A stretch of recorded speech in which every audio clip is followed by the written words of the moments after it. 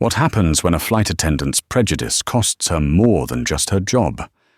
Marcus Thorne, a billionaire CEO, was just trying to fly home. But when he was kicked out of his own first-class seat to make room for another passenger, he didn't just get mad. He got even. The lead flight attendant, Stephanie, thought she was asserting her authority over a man she'd misjudged. She had no idea the man she was humiliating was the only thing keeping the entire airline from collapsing. One short phone call from the terminal, and 30,000 employees were about to find out what hard karma truly means. The first-class lounge at Frankfurt International Airport hummed with the sterile, expensive scent of forced relaxation. It was a symphony of quiet apologies, the hushed clink of champagne flutes, the respectful whisper of leather soles on marble, the deferential murmur of staff inquiring about charging ports. In this oasis of manufactured calm sat Marcus Thorne. To the untrained eye, he was almost invisible. He wasn't the boisterous tech bro in the corner, loudly closing a Series BU on his speakerphone, nor the bejeweled European aristocrat demanding a specific vintage.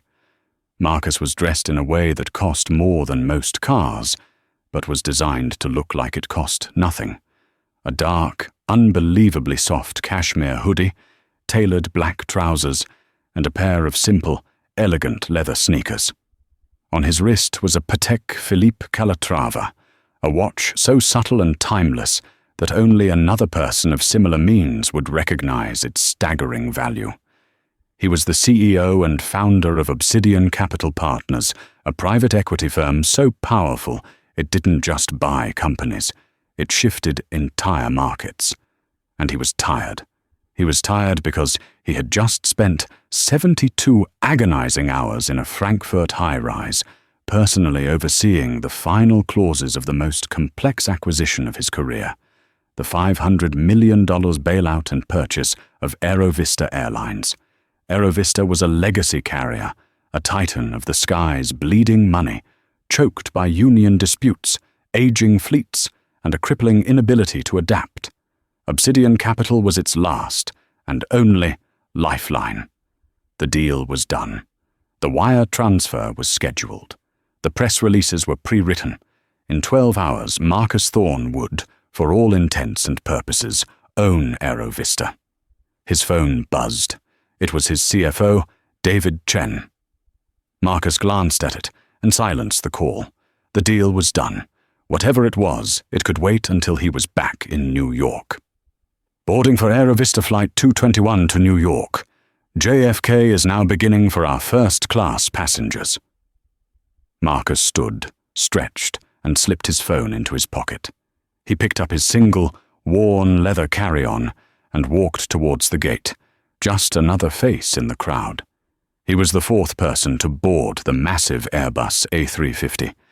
He found his seat, 1A, the flagship suite, at the very front of the plane, and settled in.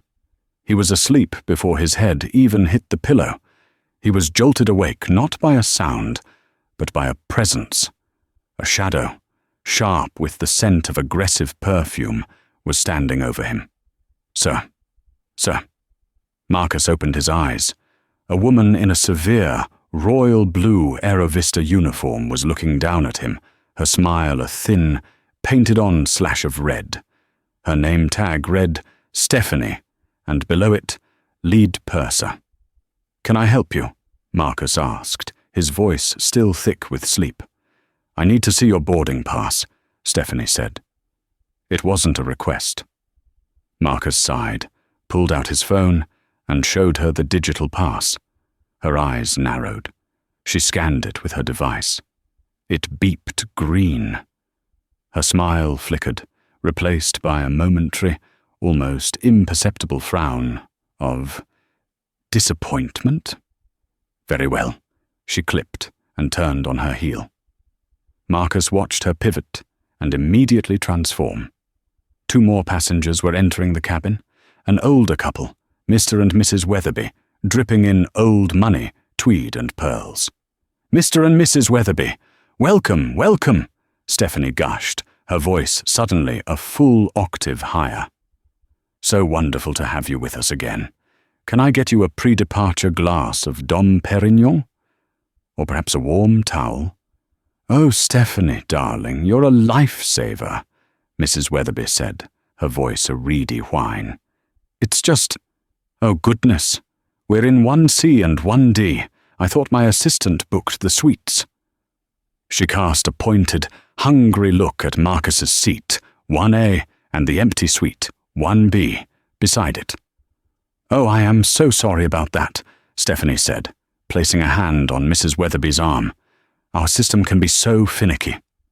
Let me see what I can do. I'm sure we can sort this out." Stephanie's eyes slid back to Marcus. He was watching her, his expression neutral.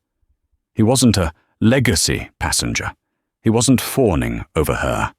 He was young, he was black, and he was in the best seat on the plane.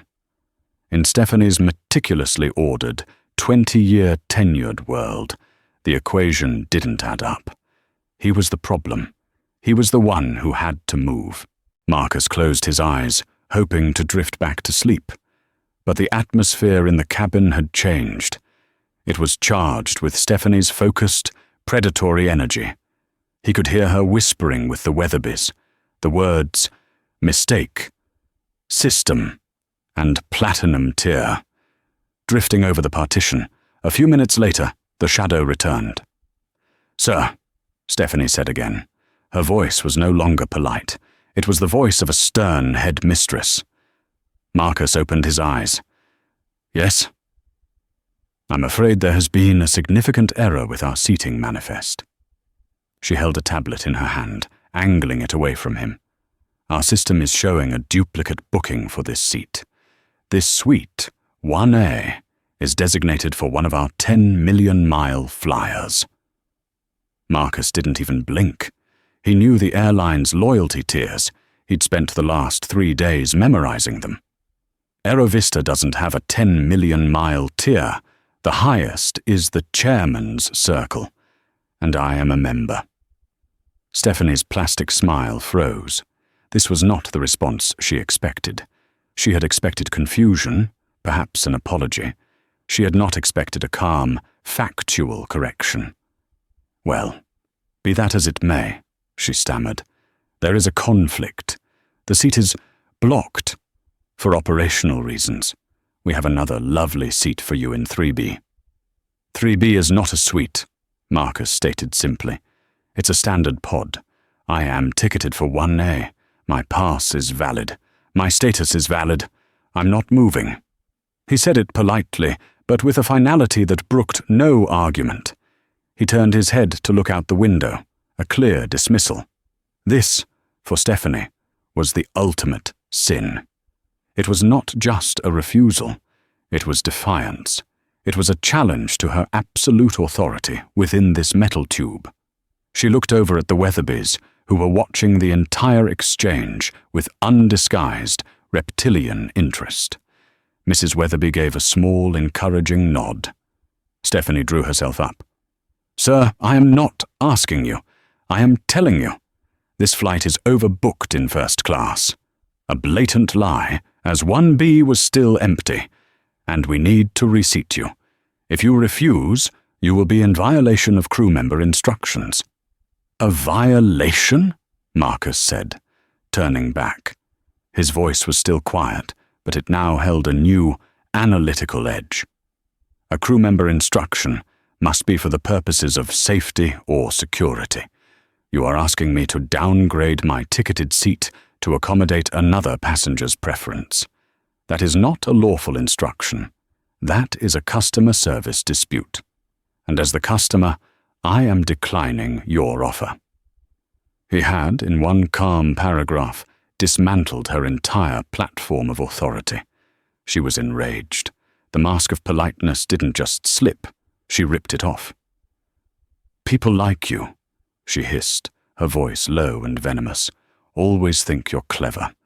You come in here with your discount upgrades, and you think you own the plane. This is my aircraft. I've been with Aerovista for 22 years. You are not going to make a scene, and tell me how to do my job." The cabin fell silent. Even the Weatherbees looked momentarily shocked by the naked venom in her voice. Marcus's eyes went cold. "People like me," he repeated, very softly. "And what kind of people are those, Stephanie?" "You're being disruptive," she suddenly shouted, changing tactics, her face flushed red. "You are becoming aggressive. You are threatening me." "I haven't moved," Marcus said, holding his hands up, palms open. "I haven't raised my voice. You, however, are." "That's it," Stephanie snapped. "You're a threat. You are non-compliant, and you are a security risk. I am having you removed." She stormed off towards the cockpit. A younger flight attendant, Ben, who had been stocking the galley, looked at Marcus with wide, terrified eyes. He knew exactly what Stephanie was doing. Marcus just leaned his head back and sighed. He pulled out his phone, held it below the partition, and pressed record. He knew exactly what was coming next. The jet bridge was reattached with an ominous, dull thud. First, the gate agent, a harried-looking man named Mark, came aboard. "Stephanie, what's the—" "He's a security risk," she declared, pointing at Marcus. "He's non-compliant, threatening my safety, and refusing to move from a seat that isn't his. He needs to be removed." Mark looked at Marcus, who was sitting perfectly still, looking at the bulkhead. "Sir, is this—" Before Marcus could speak, Captain Davies emerged from the cockpit. He was a man in his late 50s, with a weathered face that spoke of a deep desire to just get his flight in the air and get home. He trusted his lead purser implicitly. "What's the problem, Stephanie?" the captain grunted. "This passenger in 1A is refusing a lawful crew instruction. He's being aggressive, and I feel unsafe with him on board. I want him off." The magic words. Unsafe. Aggressive. In a post-9/11 world, those words were nuclear. The captain's entire demeanor hardened. He didn't look at Marcus as a customer. He looked at him as a problem to be jettisoned. "Sir," Captain Davies said, "I don't know what the problem is, and I don't care. My purser says you're a threat to the crew. This is my aircraft. I am ordering you to deplane. Now." Marcus looked from the captain's impassive face to Stephanie's triumphant sneer. "Captain," Marcus said, his voice resonating with a calm that was almost frightening, "I want to be very clear. I am a ticketed passenger in seat 1A. I have not been aggressive. I have not raised my voice. I have, however, refused your purser's request to be illegally downgraded so she can give my seat to Mr. and Mrs. Weatherby. I am now being removed under a false pretense. I am asking you, as pilot in command, to verify this." "I don't need to verify anything," the captain snapped, his patience gone. "I trust my crew. You're holding up my flight. Get off, or I'll have you arrested." "He won't leave," Stephanie said, her voice rising with fake hysteria. "Right," the captain said. He nodded to the gate. 2 Bundespolizei officers, German federal police, stepped onto the plane.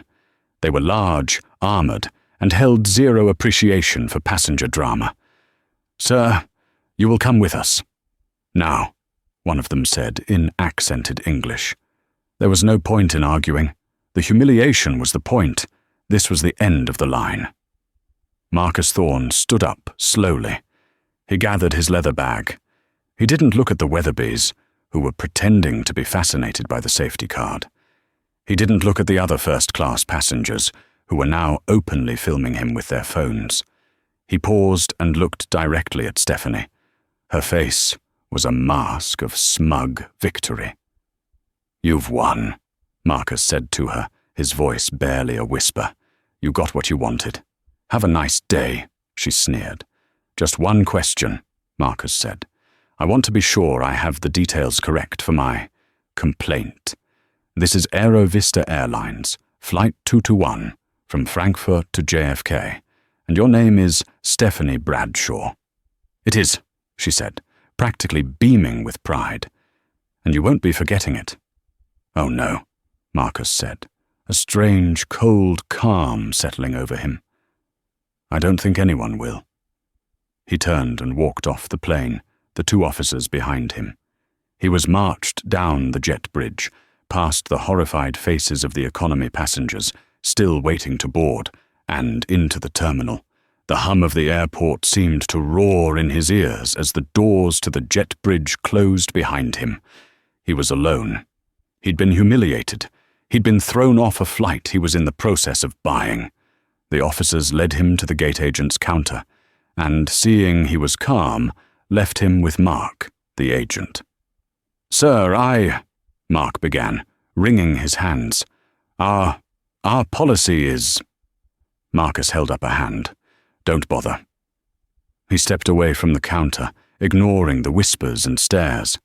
He stood by the massive terminal window, watching Flight 221, his flight, as the ground crew began to pull away the ramp.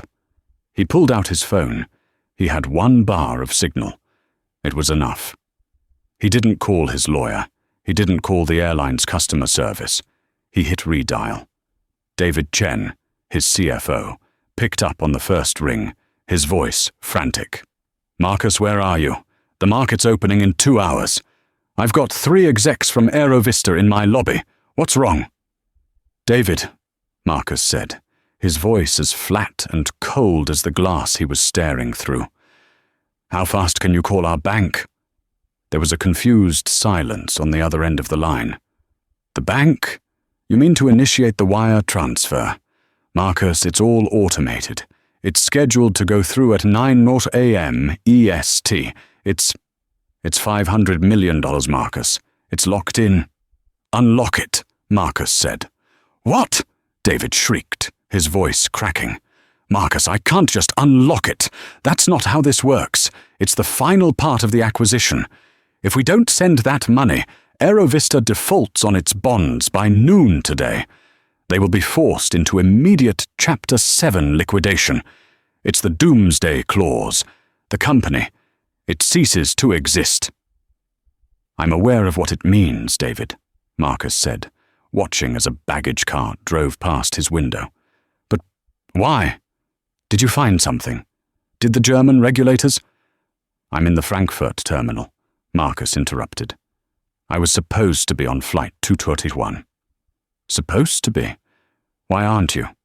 "I was just removed from the aircraft, forcibly, by the lead purser and 2 federal officers." The silence on the line was deafening. David was, for perhaps the first time in his professional life, completely speechless. "What?" David finally whispered. "Her name is Stephanie Bradshaw," Marcus said, his voice devoid of emotion. "She tried to give my seat, 1A, to another passenger. When I politely declined, she escalated.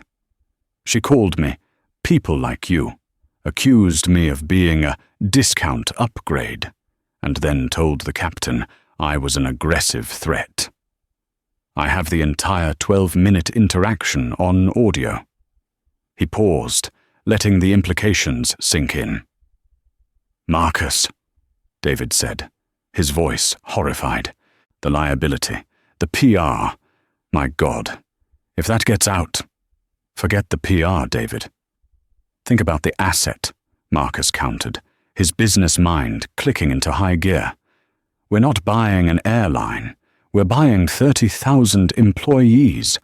We're buying a culture. And what I just experienced is the culture. It's not a bad apple. It's a rot. It's a disease in the bone. The pilots back the purser without question. The gate agents look the other way.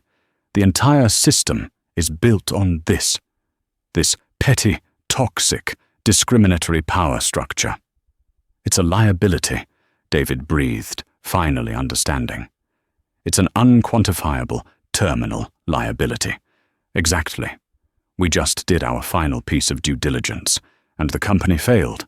This isn't a company we can save, David. It's a tumor we have to cut out." Okay, I'm with you. David was typing furiously. The contract, the out clause. We need the material adverse change. No, Marcus said. Not that one. It's too slow. They'll fight it in court. Find Section 21A, the subclause. Failure to demonstrate stable operational command and control. David gasped. The nuke clause.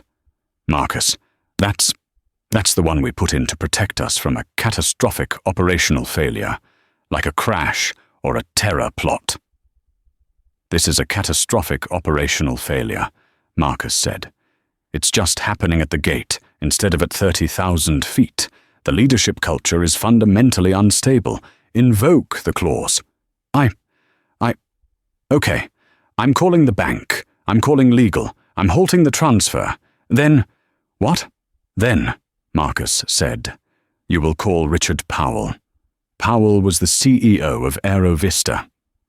You will tell him that per Section 21A, Obsidian Capital is terminating the acquisition agreement, effective immediately, due to a material breach of operational stability. And then you will release the statement to the SEC and the press. Marcus, David said, his voice heavy. They will be bankrupt in 3 hours. The second the market opens and we announce this, their credit lines will be frozen. Their fuel suppliers will stop. It's over. Yes, it is, Marcus said. He looked out the window. Flight 221 was still just sitting there. A new message was clearly being relayed to the cockpit. The plane wasn't moving. One more thing, David. What's the name of that reporter at the Wall Street Journal? The one who's been following this deal? Sarah Jensen. Yeah. What about her? Send her an anonymous tip, Marcus said. Tell her to look up the passenger manifest for Aerovista 221, and then send her my audio file. Marcus hung up. He crossed his arms, and he watched. On board Flight 221, Stephanie Bradshaw was on Cloud 9. She had performed a miracle for the Weatherbys, who were now comfortably settled into seats 1A and 1B, toasting her with champagne. You are just a treasure, Stephanie, Mrs. Weatherby gushed. It's so rare to find people who understand service anymore. It's my pleasure, Mrs. Weatherby. We at Aerovista believe in sorting things out, Stephanie said, with a self-satisfied smile. She felt a rush of power. She had faced down a problem and won. She had restored the proper order of things. The junior attendant, Ben, was nervously clearing glasses, his hands shaking. Stephanie. That was really intense. Are you sure? It's handled, Ben, Stephanie snapped. Now check the cabin for takeoff. We're already late thanks to him. But just as Ben nodded, the fasten seatbelt sign, which had been illuminated, suddenly switched off. A confused murmur went through the cabin. The cockpit door opened. Captain Davies emerged, but he wasn't doing his cheerful pre-flight announcement. His face was the color of ash. He was holding the satellite phone receiver, the cord dangling. He stumbled over to the purser's station, where Stephanie was standing. Stephanie, he said, his voice a raw whisper. Who was the man you just removed? Stephanie's smile faltered. What? Just some guy, a non-compliant. Why?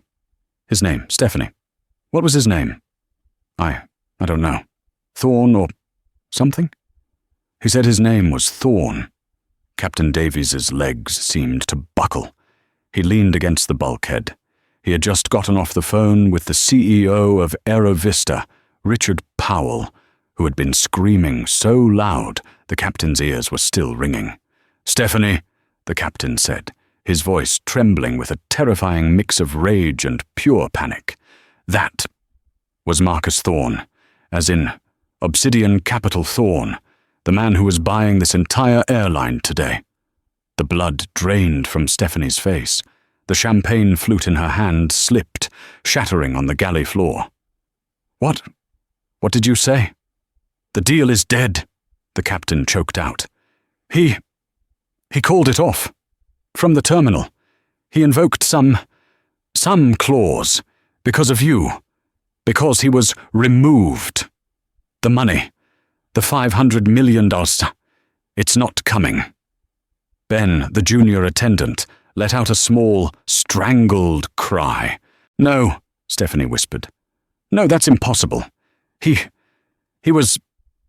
can't be. The captain grabbed the PA microphone. His voice, which was usually a buttery, reassuring baritone, was now a high-pitched, cracking mess.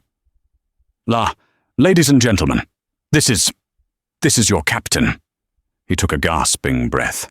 I don't know how to. He looked at Stephanie with eyes full of pure hatred. This flight is cancelled. All flights are cancelled. The cabin erupted. Aerovista Airlines, the captain's voice cracked over the pandemonium, has just ceased operations, effective immediately. Our funding, it's gone. The company is insolvent. This aircraft is being seized by the Frankfurt Airport Authority. We all have to deplane. I'm sorry, it's over. The panic was instantaneous. People began screaming, standing up, grabbing their bags.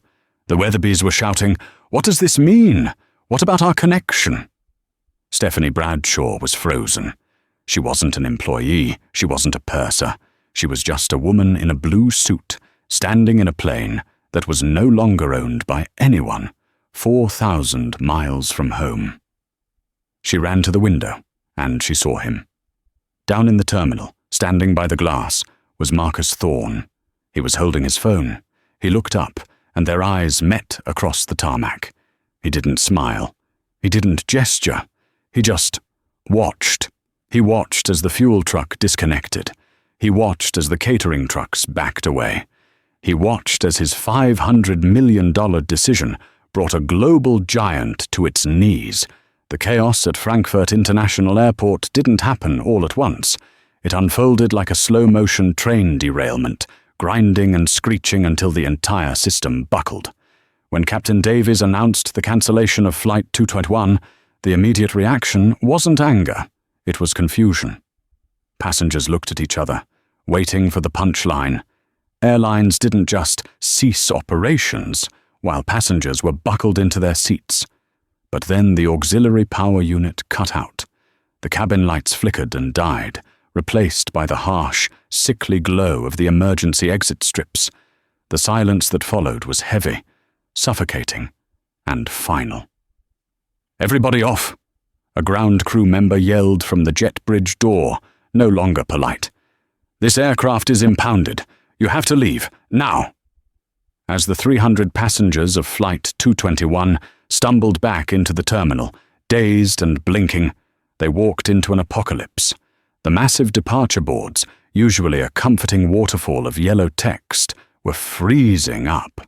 One by one, every line reading Aerovista flickered from on time to cancelled.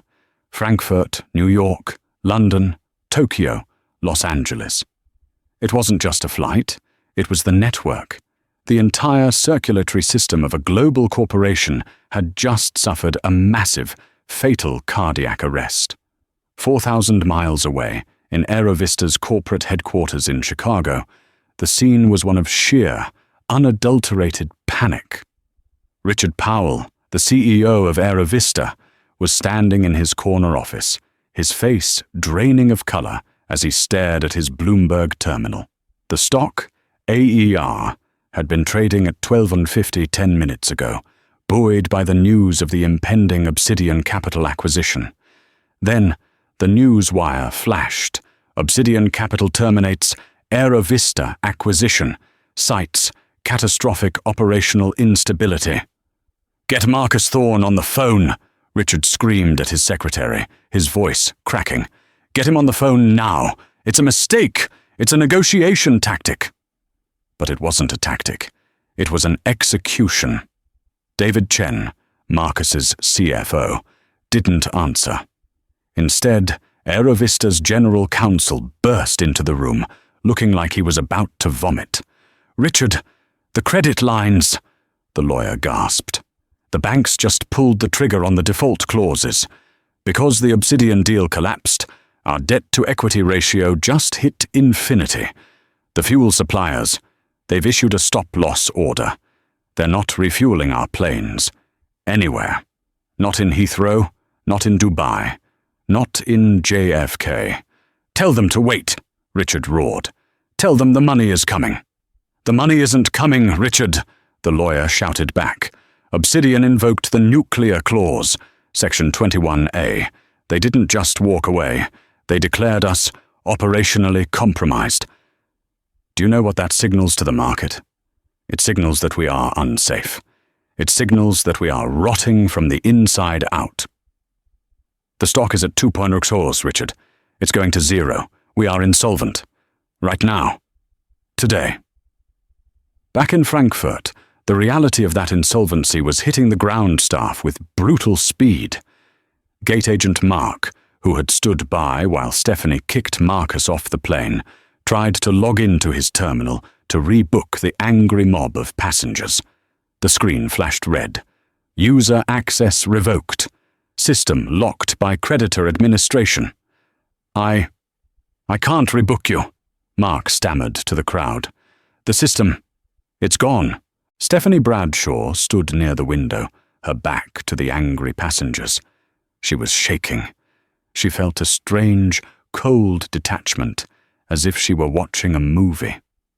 "This can't be because of me," she told herself frantically. "It's a coincidence. It's a computer glitch. I just moved a passenger. That's all I did. I just moved a passenger." She looked over at Captain Davies.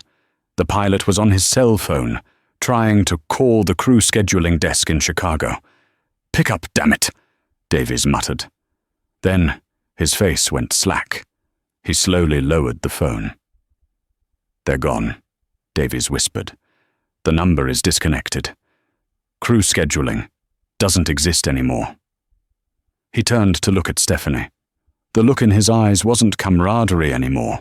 It was the dawn of a terrible, violent realization. "Stephanie," the captain said, his voice low and dangerous. "Who exactly was that man?" "I told you I don't know," she snapped, her voice rising in hysteria. "He was a nobody, a troublemaker." Suddenly, a sound rippled through the crowded terminal. It was the digital chime of a push notification. Not one phone, but hundreds. Ding, ding, ding, ding, ding. It was a wave of sound, spreading outward from the center of the gate area. Passengers looked at their screens. Then they looked up. Then they looked at Stephanie. Mrs. Weatherby, the legacy passenger who had taken Marcus's seat, was the first to speak. She was holding her gold-cased iPhone, her mouth agape. "Oh my God," she whispered. Then she looked at Stephanie with pure revulsion. "You idiot! You absolute, catastrophic idiot!" "What?" Stephanie cried. "What is it?" A young man in a hoodie who had been filming the chaos held his phone up for her to see. It was the home page of the Wall Street Journal. Headline: "The 500 million insult." Subheader: "How one Aerovista purser's racial bias just bankrupted an airline." And there, right below the headline, was a link. Listen to the audio. Someone in the crowd pressed play. And suddenly, Stephanie's own voice, amplified by the silence of the stunned crowd, echoed through the terminal. "People like you always think you're clever. This is my aircraft. I am having you removed." The audio was crystal clear. It stripped away her uniform, her title, and her authority, leaving only the ugly, naked sound of her prejudice. Captain Davies snatched the phone from the young man. He listened to the last part, where Marcus calmly stated his name and seat number, and Stephanie sneered, "And you won't be forgetting it." The captain looked up. His face was purple. The veins in his neck bulged. He had flown for 30 years. He had a pension waiting for him. He had a mortgage. And in 12 minutes of recorded audio, this woman had incinerated it all. "You," Davies choked out. "You arrogant, toxic—" "Captain, please." Stephanie stepped back, her hands raising in defense. "I was protecting the first-class cabin. I was doing it for the Weatherbys." "Don't you bring us into this," Mr. Weatherby shouted, stepping away from her as if she were contagious. "We didn't ask you to kick him off. We just wanted seats. You're the one who escalated it. You're the one who called the police." "He was Marcus Thorne," Davies roared, his voice cracking with despair. "He was the buyer. He was the savior. He was the only reason we had jobs tomorrow. And you treated him like garbage because you didn't think he looked like he belonged in 1A. The crowd was closing in now, a circle of hundreds of stranded passengers, people who were missing weddings, funerals, business deals, vacations. They knew exactly who to blame. It wasn't the economy. It wasn't corporate mismanagement. It was her. "You ruined everything," a woman screamed from the back. "I hope you're happy," another man yelled. "I'm stranded in Germany with no money because of you." Stephanie backed up until she hit the cold glass of the terminal window. There was nowhere to go. She was trapped in a fishbowl of her own making. The flashes of cameras went off. Pop, pop, pop, immortalizing her shame. She wasn't just fired. She was being branded. She turned to the window, desperate to look away from the hateful eyes. And there he was. Down on the tarmac, a black Mercedes sedan had pulled up to the side of the terminal. A man in a dark coat was standing by the open door. It was Marcus Thorne. He wasn't looking at his phone. He wasn't shouting. He was standing perfectly still, looking up at the terminal window. He couldn't hear the screaming, the accusations, or the audio recording playing on a loop, but he could see her. He saw Stephanie Bradshaw pressed against the glass, terrified and alone. Their eyes met across the distance. Marcus didn't smile. There was no triumph in his face, only a solemn, heavy finality. He gave a single slow nod, not of forgiveness, but of acknowledgement. The lesson had been delivered. The check had cleared. He turned, got into the back of the car, and the door closed with a soft, solid thud. As the car drove away, disappearing into the grey Frankfurt rain, Stephanie slid down the glass wall until she hit the floor. The Aerovista logo above the gate flickered one last time and went dark. The airline was dead, and she was the one holding the smoking gun. The Grand Marquis Conference Hall in Frankfurt had been converted into a corporate graveyard. This was not a refined Sotheby's auction. It was a liquidation, a brutal fire sale, a public dismemberment. The air was thick with the scent of stale coffee and rapacious, bottom-feeding opportunity. At a small, unassuming table in the back sat David Chen, Marcus Thorne's CFO. He wore no Obsidian Capital branding. He was just bidder 722. In his ear was a covert wireless piece, a direct, open line to Marcus, who was 4,000 miles away in his New York war room, watching a live feed of the proceedings. "This is a bloodbath, Marcus," David murmured, his eyes scanning the room. "The room is full of parts strippers. That man in the front row, Robert Jensen, from Trans Cargo. He's just here to buy the engines and the landing slots. He'll scrap the airframes. Aerovista's union reps are in the corner, crying." "Let them cry," Marcus's voice came back, cold and clear. "What's on the block?" "Lot 14A, the auctioneer, a fast-talking man with a merciless gavel, bellowed. "The crown jewel, the entire fleet of 12, Airbus A350, 1,000 aircraft, barely 5 years old, the pride of the Aerovista line. We will open the bidding at $200 million. A cynical laugh rippled through the room. $100 million, someone shouted, a low-ball offer. "I have 100. Do I hear 150? 150 from Transcargo.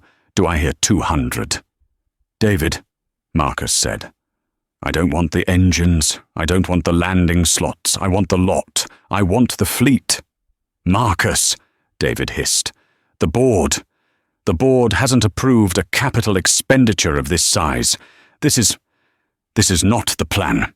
The plan was to let it die. The plan has changed, David. The assets are sound. The brand is toxic. We're not buying Aerovista. We're buying its bones. Bid. 220, David called out, his voice firm. Robert Jensen of Transcargo turned, spotting David.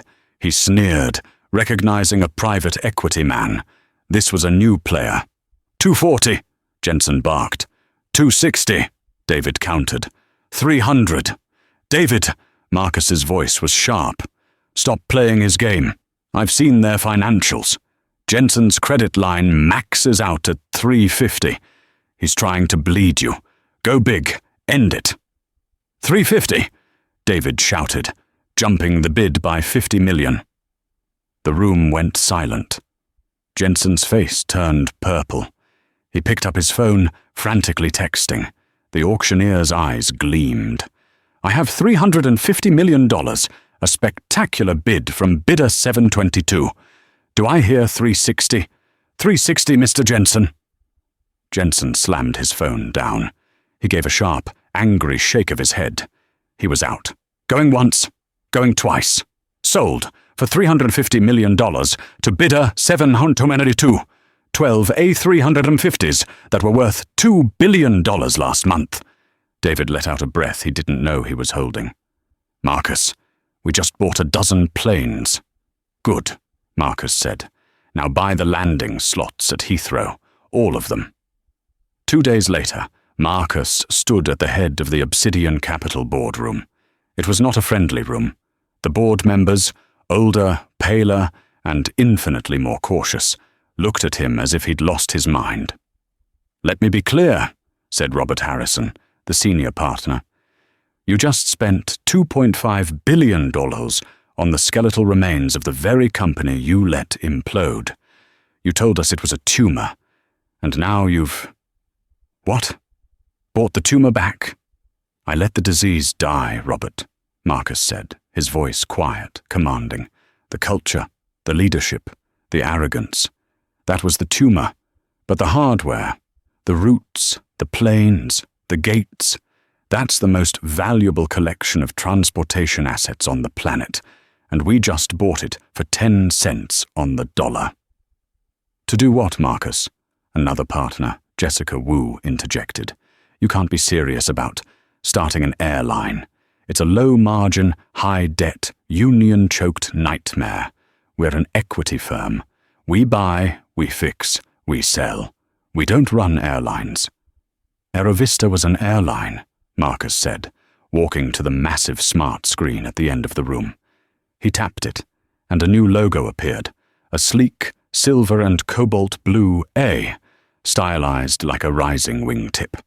Below it, the words, Ascent Global. This, Marcus declared, is a technology and logistics company that happens to fly planes. It will have no unions. It will have no seniority-based authority. It will have no legacy rot. We're not fixing Aerovista. We're replacing it. We're building from scratch. Every employee, from the gate agent to the pilot, will be new. Every policy will be written by us. Every system will be based on a single, profitable principle. And what principle is that? Harrison grumbled, unimpressed. Respect, Marcus said. Absolute, non-negotiable, top-to-bottom respect. Because what I learned in that terminal in Frankfurt is that the single greatest liability in a service company isn't fuel costs or maintenance. It's culture. A toxic culture creates catastrophic, unquantifiable risk. Stephanie Bradshaw wasn't a bad apple. She was the logical product of a system that rewarded arrogance and protected petty tyrants. He looked around the room, his eyes locking with each partner. Ascent Global will be the opposite. Our product won't just be a seat. It will be a fundamentally decent human experience. Our training won't be about compliance. It will be about de-escalation. Our flight attendants won't be pursers. They'll be in-flight hosts. And our marketing? Our marketing will be the billion-dollar story of how our predecessor collapsed. We'll sell ourselves as the antidote to Aerovista. The world knows what happened. They're dying for a hero to rise from those ashes. We will be that hero. There was a long silence. Jessica Wu leaned back, a slow smile spreading across her face. "My God," she whispered. "He's not just buying planes. He's buying the narrative. It's brilliant." Robert Harrison adjusted his tie. "It's the single most audacious and dangerous gamble I've ever seen. If it fails, it takes the whole firm with it." "It won't fail," Marcus said, "because I've already found the man who's going to run the new culture, and he's the only other person from Flight 221 who understood what was really happening." The architect of culture. Ben Miller was stirring a vat of oat milk in a Starbucks in Austin, Texas. His pilot dreams were dead. He had been temporarily furloughed from Aerovista, which became permanently terminated 4 hours later. As a junior employee, his pension was non-existent. His testimony in the bankruptcy hearings had been dismissed as the disgruntled whining of a junior employee. He was 28, deep in flight school debt, and had just been yelled at for putting whipped cream on a non-fat latte. His phone buzzed. "Unknown, New York, NY."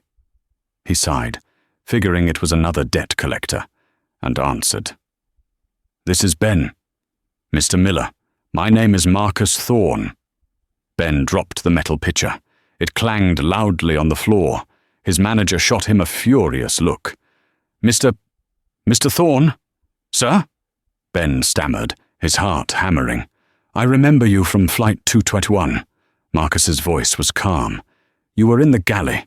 You saw everything." I did, sir. I'm so sorry for what happened. It wasn't your fault, Ben. But you knew what she was doing was wrong. I could see it on your face. You were the only one. That tells me you have a conscience. And in the new company I'm building, a conscience is the single most valuable asset." "Company?" Ben asked, confused. "I'm launching a new airline, Ascent Global. It's rising from the ashes of Aerovista, and I'm not calling to offer you a flight attendant job. I'm a trained pilot, sir. I have my hours." "I'm not offering you a pilot's job either," Marcus said. "I'm offering you the position of Senior Vice President of In-Flight Experience and Cultural Standards. I want you to build my new culture. I want you to design the training, write the rule book, and personally ensure that what Stephanie Bradshaw did is not just discouraged. It's impossible." Ben had to lean against the syrup rack. He was dizzy. "Sir, I'm stirring lattes. I'm not an SVP." "You are today," Marcus said. "You're the man who knew better. That's all the qualification I need. I'm flying you to New York tonight. A car will be at your apartment in 1 hour. Your Starbucks career is over." 6 months later, Ben's program was the new legend of the airline industry. In a state-of-the-art training facility in Dallas, Ben stood before the first graduating class of Ascent Global hosts. "Good morning," he said. "My name is Ben Miller, and I'm the head of your training. You're all here because you're the best. But I want to tell you why this airline exists. It's because of a woman named Stephanie Bradshaw." He then played the audio, the entire 12-minute file from Marcus's phone. The room was deathly quiet. You could hear the arrogance, the venom, the hissing, "People like you." "That," Ben said, "is what we call a catastrophic cultural failure." That single interaction bankrupted a $20 billion company and put 30,000 people out of work. At Ascent, we have one rule. When in doubt, be decent. We are not security guards. We are not an authority. We are hosts. And our platinum tier passengers are not the ones with the most miles. It's everyone who steps on board. He then ran them through the simulations. They were brutal. Actors, trained in psychology, played every difficult passenger imaginable. The Weatherby sim, where a high-status passenger demanded another passenger's seat. The Thorn sim, where a passenger didn't look like they belonged in first class. The Karen sim, where a passenger was filming and screaming. In every test, the trainee failed if they asserted authority. They only passed if they de-escalated, validated, and solved the problem with respect. They weren't just learning a job. They were being deprogrammed from the entire power trip culture of modern air travel. For Stephanie, the karma was not a single, cinematic lightning bolt. It was a slow, agonizing drowning. First came the lawsuits. She was named personally in the class action suit from the Aerovista Employee Pension Fund. She sat in a small, beige legal aid office, the lawyer looking at her over his glasses. "Ms. Bradshaw," he said, "I can't represent you." "But this is unfair. I was an employee. I was following protocol." "No, you weren't," the lawyer said, holding up a printout of the Wall Street Journal article. "You were on a personal power trip. Your protocol was a fabrication to indulge a legacy passenger. And the audio. My God, the audio. It proves willful and gross negligence. The pension fund is arguing that your personal actions were the sole catalyst for the liquidation. They're not just suing the company. They're suing you to claw back every penny you ever earned. They're going to take your house. They're going to take your savings. They're going to garnish your wages for the rest of your life." "Wages? What wages? I can't get a job," she shrieked. She had tried. Oh, how she had tried. At first, she was arrogant. She applied to rival legacy carriers, assuming her 22 years of experience would land her a senior purser role. The first interview at United was short. "Your resume is impressive, Ms. Bradshaw," the HR manager said, not making eye contact. "We'll be in touch." He never was. The second, at Delta, was more blunt. "Look, Stephanie, I know you. Everyone knows you. You are the Stephanie Bradshaw. You're a training module now. You're the what not to do. You're $1 billion liability. You will never work for a major airline again. Not as a purser, not as a gate agent, not even as a baggage handler. You're blacklisted. Permanently." Her name was Poison. She lost her condo in Queens. Her car was repossessed. Her legacy friends, the Weatherbys of the world, wouldn't even take her calls. She was a pariah. She moved back in with her aging mother in a run-down part of New Jersey, the shame a physical weight in the small, cluttered house. Finally, her mother's pension couldn't cover them both. Stephanie had to find work, the only place that would hire a 50-year-old woman with no recent references and a name that, when Googled, returned 10 million results for catastrophe and prejudice, was a 24-hour convenience store, the Quickie Mart, on a desolate stretch of highway. 1 year to the day after the collapse of Aerovista, Stephanie Bradshaw was on the graveyard shift. It was 3 a.m. on a cold, rainy November night. The fluorescent lights of the Quickie Mart hummed, casting a sickly green pall over everything. Her back ached, her feet throbbed. Her once proud Aerovista uniform was replaced by a cheap polyester smock, stained with mustard and coffee. It had a plastic name tag pinned to it. It read, Stephanie. She was mopping up a puddle of cherry Slurpee someone had spilled and forgotten to mention. The small, crackling TV in the corner, bolted to the wall, was playing a 24-hour news channel. A sleek, black Maybach, a car worth more than her entire life savings had been, pulled up to the pumps. The rain sheeted off its waxed exterior. Stephanie watched it, her heart filling with a familiar, bitter bile. That was her world. That was the life she was supposed to be in, pouring champagne for the people inside. A man in a driver's uniform got out, pumped the gas, and then came inside. He was wearing a simple, elegant black suit. He nodded at her, grabbed a bottle of Fiji water, and placed a $20 bill on the counter. "Keep the change," he said. He had a copy of the Wall Street Journal tucked under his arm. As he pulled the money out, the paper slipped and fell, landing face up on her counter. Stephanie's breath hitched. The front page of the business section was a full-color photograph of Marcus Thorne, smiling, surrounded by a cheering, diverse, and impeccably dressed flight crew. He was cutting a cobalt blue ribbon in a sparkling new terminal. The headline, "Ascent Global Soars. Respect First. Airline hits $10 billion valuation on first anniversary. Thorne's vision remakes the industry." The driver picked up his paper. "Sorry about that."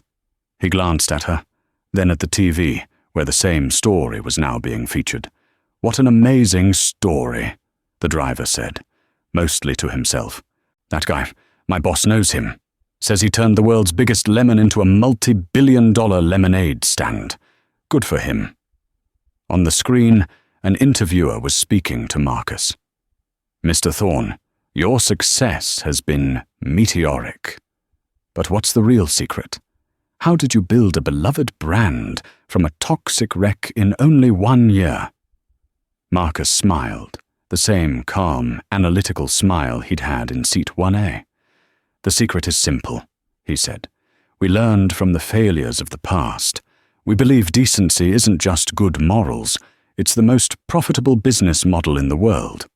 We don't reward tenure, we reward kindness. We don't teach authority, we teach empathy.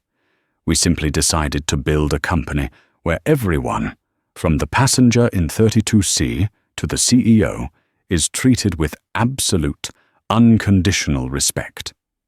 The driver left. The bell on the door jingled, a pathetic little sound in the vast, empty night. Stephanie stood alone, the smell of cherry syrup and old coffee filling her nose. She looked at the image of Marcus on the TV, glowing with success. She looked down at her own reflection in the grimy, wet counter. She saw the name tag. Stephanie. She hadn't just lost her job. She hadn't just lost her money. She had become a ghost. She was the failure of the past he was talking about.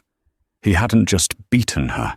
He had built his entire empire on the very principle she had violated. Her name was a byword for catastrophic failure.